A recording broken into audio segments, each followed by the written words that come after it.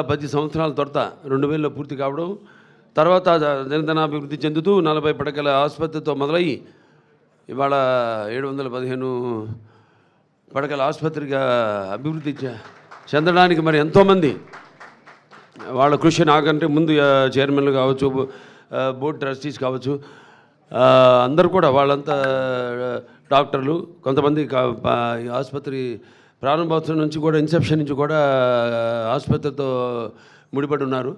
వాళ్ళందరి యొక్క శ్రమకు ఫలితమే ఈరోజు ఈ యొక్క ఆసుపత్రి మన భారతదేశంలోనే మొదటి 5 సింగిల్ స్పెషాలిటీ ఆసుపత్రి క్యాన్సర్లో ఒక స్థానం సంపాదించుకున్నందుకు మీ అందరికీ నా కృతజ్ఞతలు. అలాగే మీ అందరికీ నా అభినందనలు తెలియజేసుకుంటున్నాను. అలాగే పాలకవర్గం, మా వర్గం ఎటువంటి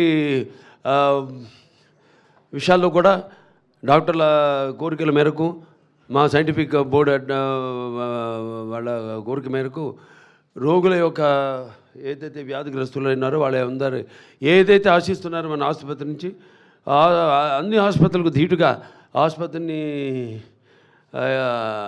ఏ కార్పొరేట్ ఆసుపత్రికి కూడా తక్కువ కాకుండా అన్ని అంతర్జాతీయ ప్రమాణాలతో ఏదైతే మా అమ్మగారి కోరిక ఉందో, ఆవిడ ఆఖరి కోరిక అందరికీ వైద్యాన్ని తక్కువ ఖర్చుకు అందించాలని, అలాగే ప్రపంచ ప్రమాణాలతో ధీటుగా ఈ ఆసుపత్రి వైద్యం అందించాలి, పరికరాలతో వైద్యం అందించాలన్న ఆవిడ ఆశను నిజం చేసి వాళ్ళ ఈ ఆసుపత్రి ఇంత అభివృద్ధి చెందినందుకు, అలాగే ముఖ్యంగా ఈ ఆసుపత్రి వాళ్ళ చూస్తున్నాం మన రోగుల సంఖ్య పెరుగుతూ పోతుంది.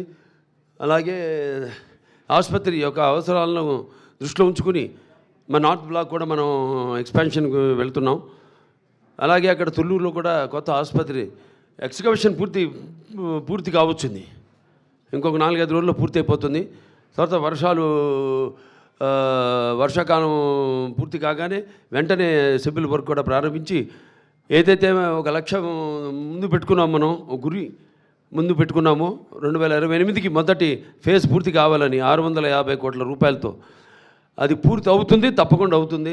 ఆ తల్లిదండ్రుల దీవెనలు, ఆశలు, వాళ్ళ ఆశీస్సులు, అలాగే సంకల్ప బలీయం, ఇక్కడ పనిచేసే ప్రతి ఒక్కరి యొక్క సంకల్ప బలీయం, మా పాలకవర్గం ఏదైతే ఉందో వాళ్ళ సంకల్ప బలీయం తప్పకుండా అది నెరవేరుతుంది అని మీ అందరూ తెలియజేసుకుంటున్నాను.